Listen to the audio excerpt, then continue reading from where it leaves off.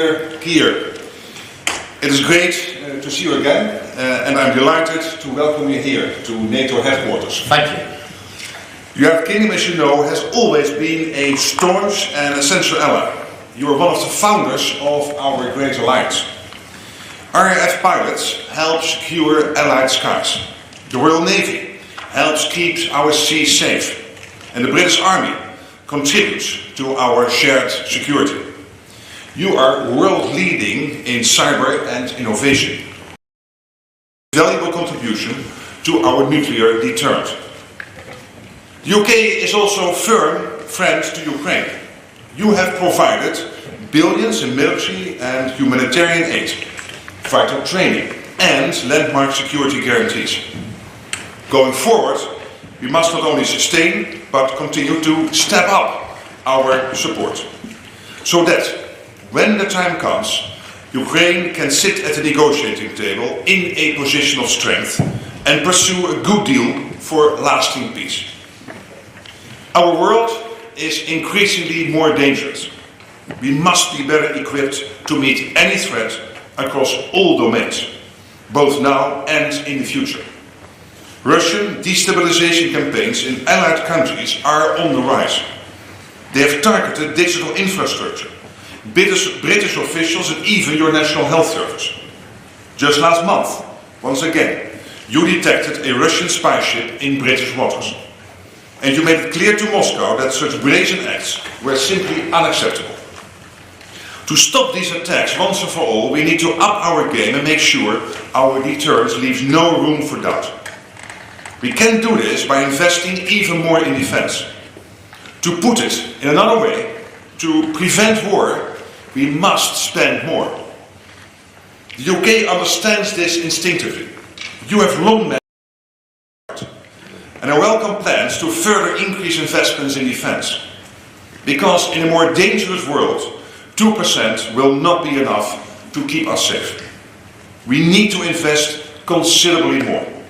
We also need to replenish our stocks, and fast. There's no time to waste. Reviving our defense industries to ramp up defense production is an absolute must.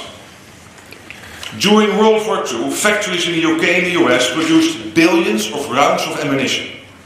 That was before digitization and automation. With all the might of British manufacturing, just imagine what we could achieve now. The challenges we face are complex, but together in NATO, there's nothing we cannot do. So thank you for your continued leadership and support of our transatlantic alliance. Prime Minister, dear Keir, the floor is yours.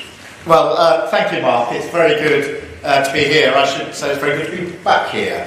And as you know, the UK's commitment to NATO is stronger than ever because the need for NATO is stronger than ever.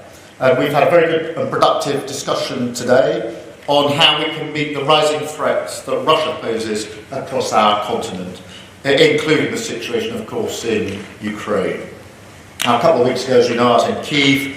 I saw residential buildings destroyed just days before. I met soldiers in the ICU recovering from really terrible burns.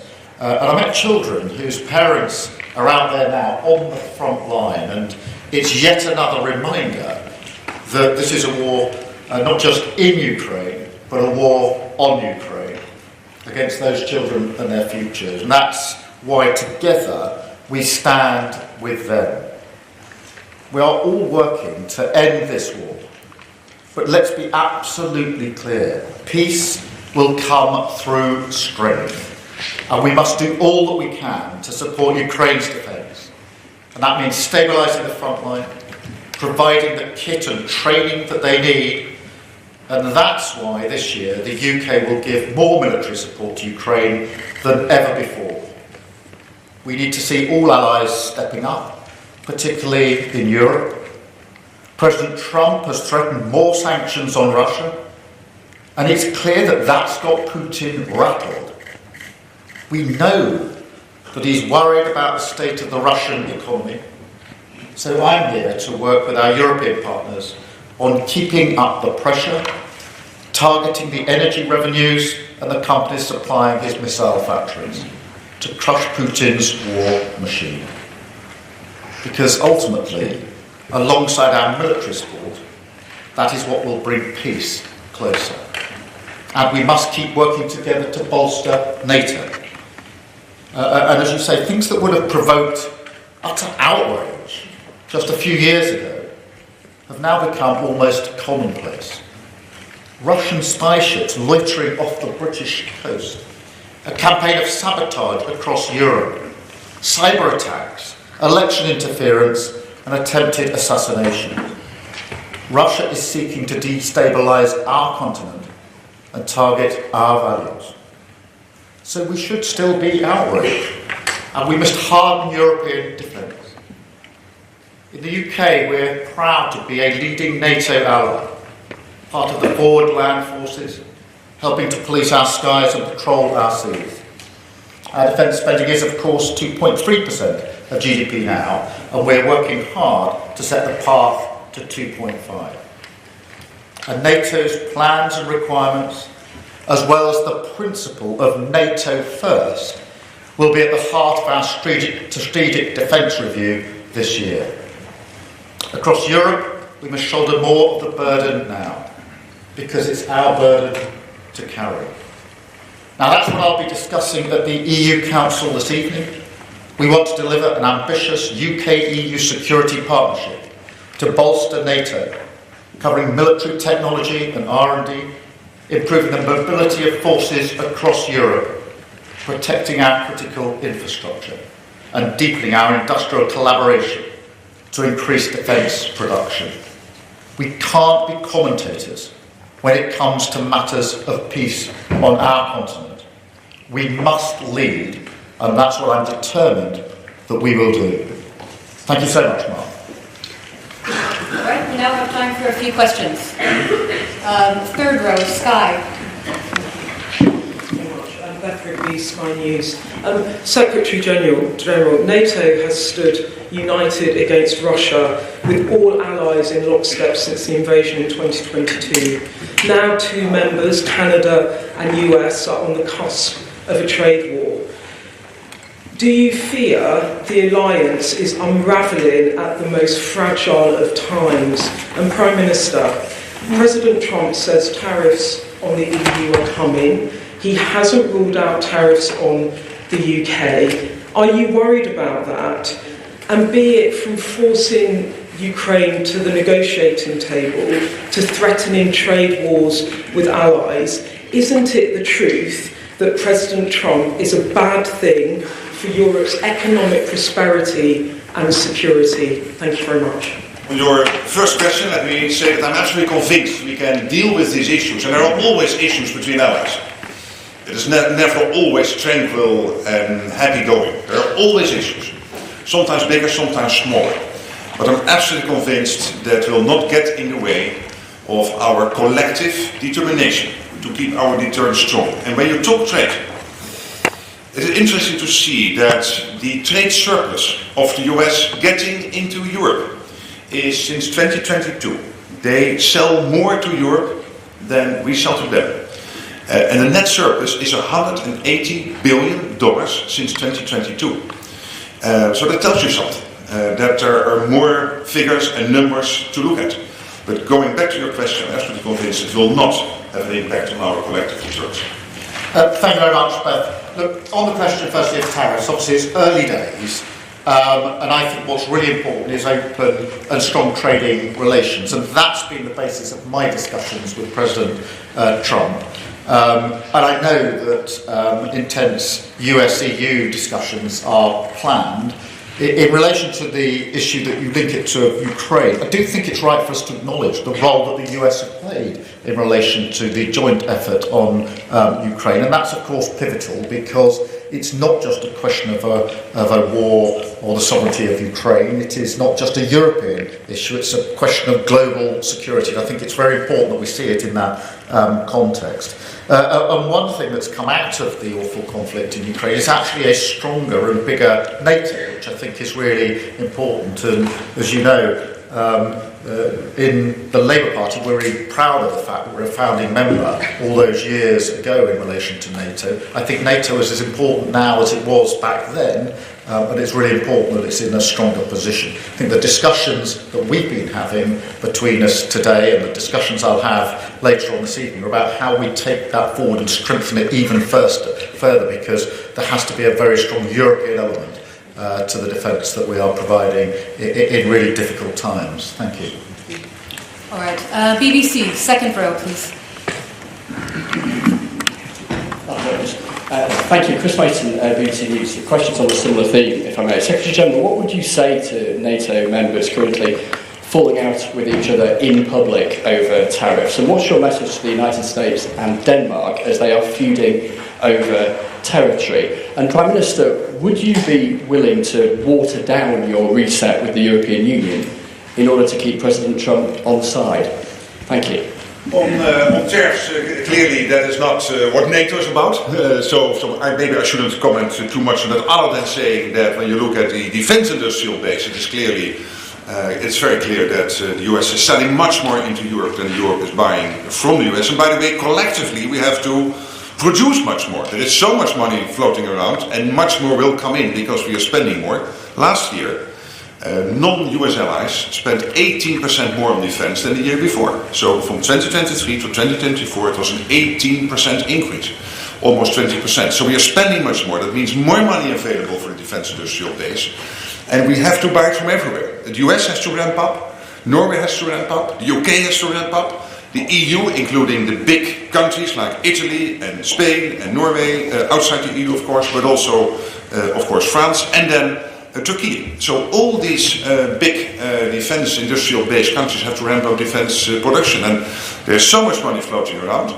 And again, what we see clearly is this trade surplus from the US getting into Europe. So there is much more to say to all these numbers than when you look at the, let's say, the aggregate. Greenland?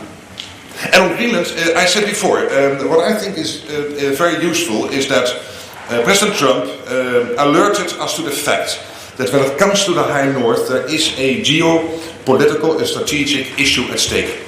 I would say that it's not only about Greenland. This has to do with Finland, it has to do with Sweden, Norway, Iceland, yes, Greenland, and therefore Denmark, also Canada, and also the US. And clearly, collectively, as an alliance, we will always look at the best way to make sure that we can tackle those challenges. Look, in relation to the relationship between the UK and the US and the EU, I've always been clear that both are important to us. Now that for me isn't new. I think that's always been the case and will be the case for many, many years to come. That's why in my discussions with President Trump, we've touched on issues of trade and on issues of security, both really important in relation to the trade that we already do between our two countries, but also the security, the defence and the intelligence partnership that we've founded over many, many years, hugely important to our collective defence.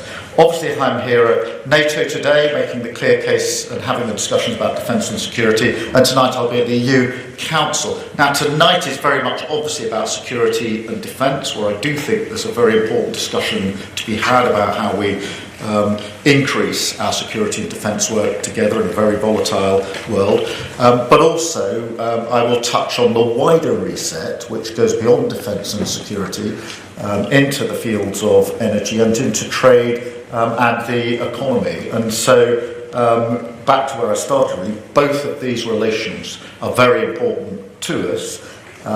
We are not choosing between them, but that's historically been the position of the UK for many, many decades now.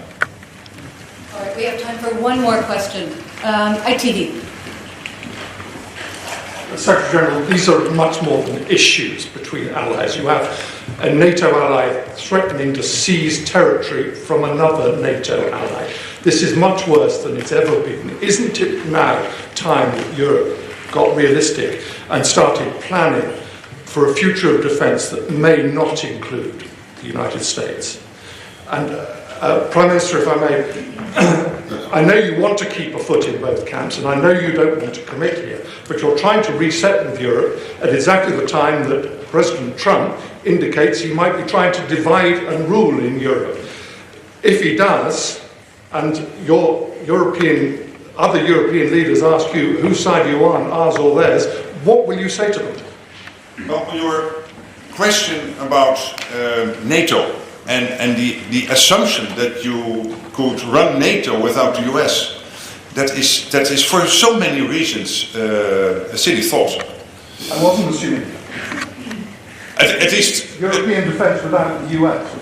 Yeah, but that means that you have European defence without the US being involved. That's what you're saying. That is a NATO or whatever the organization is then called without the US. For many reasons that will not work. First of all, because we are not, as the Prime Minister was saying, as Keir Starmer was saying, when you look at Ukraine, it is not just Ukraine and Russia, which would be bad enough. It is a geopolitical thing which is going on. The US realizes that, European side of NATO realizes that, it is China, North Korea, Iran, all getting connected to Russia. So this is a geopolitical thing playing out at the moment with Ukraine, and therefore Ukraine must prevail not only for Ukraine's sake, first of all, but also because of the geopolitical impact. And for NATO as a whole, collectively, we are 20 times bigger than the Russian economy. Collectively, we are able to protect the collective NATO territory, including the US. And the US is also under threat now with the long-range nuclear long-range missiles coming out of North Korea maybe in the future, thanks to all the technology the Russians are delivering. So for so many reasons, we have to stay connected. I'm a staunch transatlanticist. I absolutely believe that the best thing the West can do is to stay united. And I know that the same thinking is still prevalent in the US, including in the White House. In relation to the US and the EU, or Europe more generally, if you look at our vital interests, it's really important that we don't, that we work with both, and we don't see it as an either-or. On defence and security, we are working very closely with our European allies every day, particularly in Ukraine, but not only in Ukraine, but equally on defence and security with the US, in a special relationship in relation to defence, security, and of course the intelligence capability that we have developed together. This is vitally important, and it is in the best interests of the UK, but also the best interests, I think, in terms of global security and defence, that we continue to work both with the US and with Europe on these vital issues. When it comes to trade, equally, we've got a huge amount of trade between the US and the UK, as we have with the EU, and that's why it's important that I always act in the national interest, the best interests of the UK, as we stay resolute, saying that it's important that we work with both sets of partners, particularly this volatile time, where I think it's generally accepted and rightly accepted that we face a more volatile world now than we have done for many decades. So now is the time to step up on all fronts with both the US and the EU. It is not the time to pull back on either front. Thank you very much. All right, that's all we have time for. Thank you.